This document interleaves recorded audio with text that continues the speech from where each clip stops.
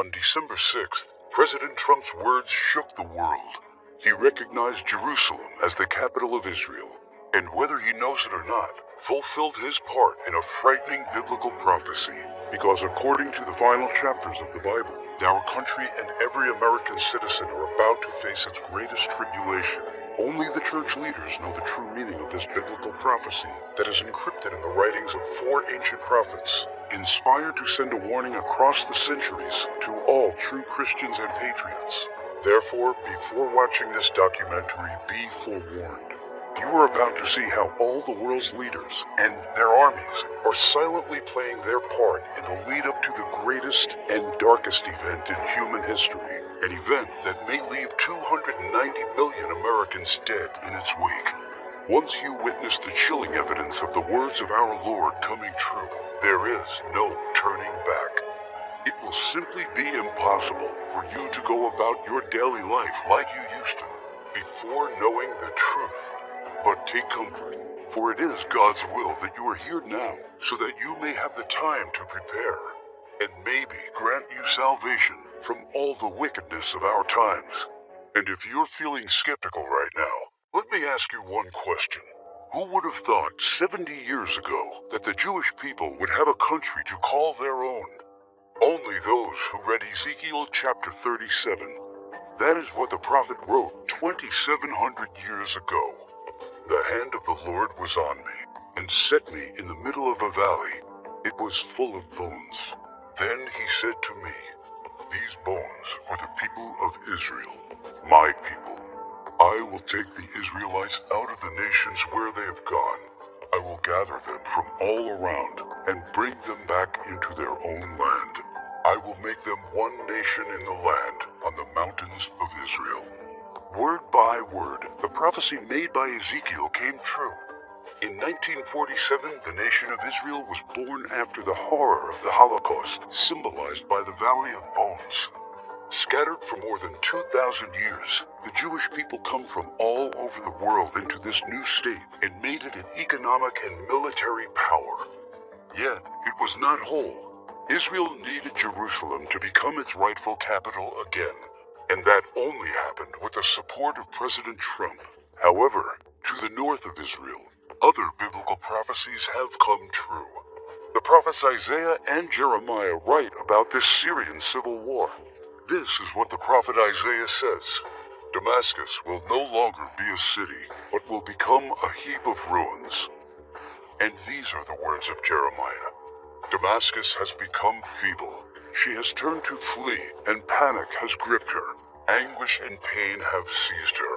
Surely her young men will fall in the streets. For 5,000 years, the capital city of Syria stood as one of the oldest and most prosperous cities in the world. But the civil war began in 2011 and turned it into a ruin. Not only do the prophets talk about the war, but also the refugee crisis and the deaths of its men fighting for one side or the other.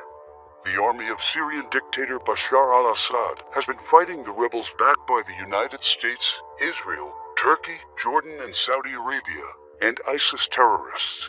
In 2015, Bashar al-Assad was at the brink of total defeat. Yet exactly at that time, another biblical prophecy was fulfilled. Ezekiel 38 tells of Russia coming to the border of Israel. The word of the Lord came to me. Son of man, set your face against Gog of the land of Magog. I will turn you around, put hooks in your jaws, and bring you out with your army. In the latter years you will come into the land of those brought back from the sword, and gathered from many people on the mountains of Israel. One only has to look at the map of the world as it was known at the time of the prophet to understand. To the north of the Caspian Sea, we find the people known as Magog, inhabiting the land known as Rosh. Over time, the ancient name of Rosh became current-day Russia. Twice, Ezekiel says that Magog will bring his armies from the extreme north to the border of Israel. None other than President Ronald Reagan, a devout Christian, said many times he truly believed Russia to be Magog according to Ezekiel. What about the word Gog? Bible scholars agree that the word Gog is not an actual name, but a title. He is the ruler of the land of Magog, like a king or a czar. Ezekiel clearly says that Russia will come to the mountains of Israel in the latter years. This happened in September 2015, and never before. For the first time in history, the Russian Army, Navy, and Air Force became involved in a war in the Middle East. According to Ezekiel, Magog's armies has several allies: Persia, Kush, and Gomer and Togarmah.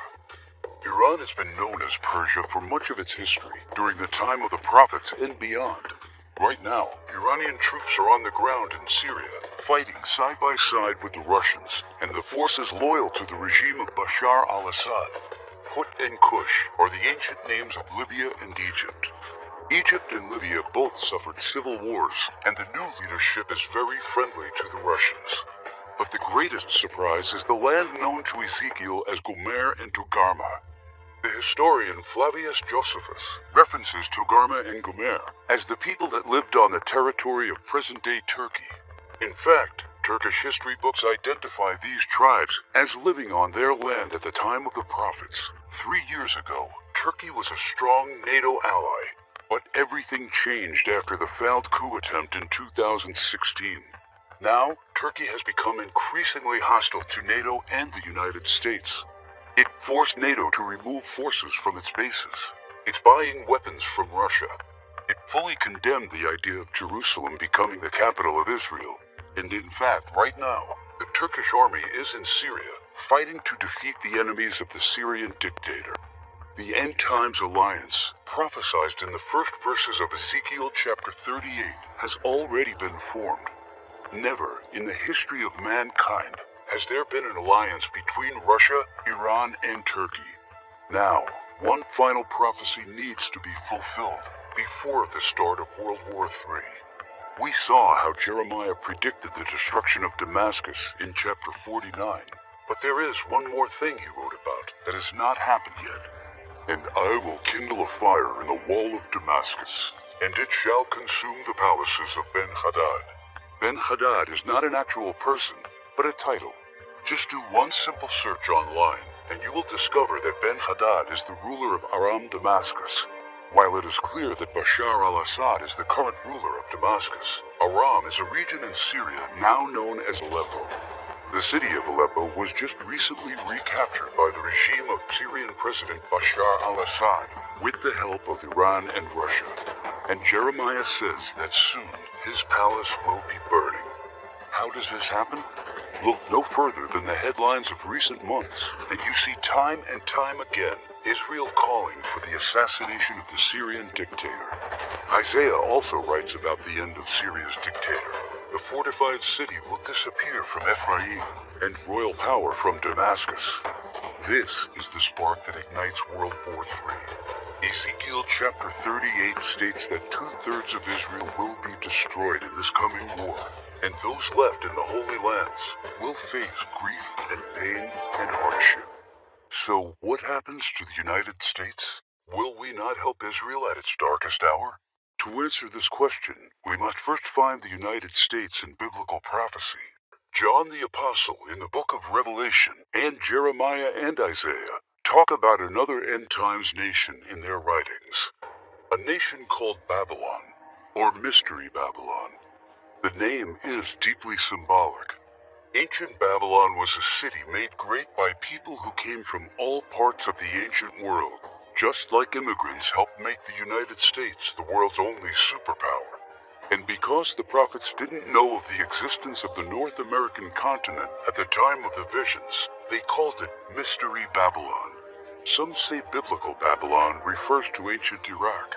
But if that is true, why do the prophets see it as a nation surrounded by waters? O thou that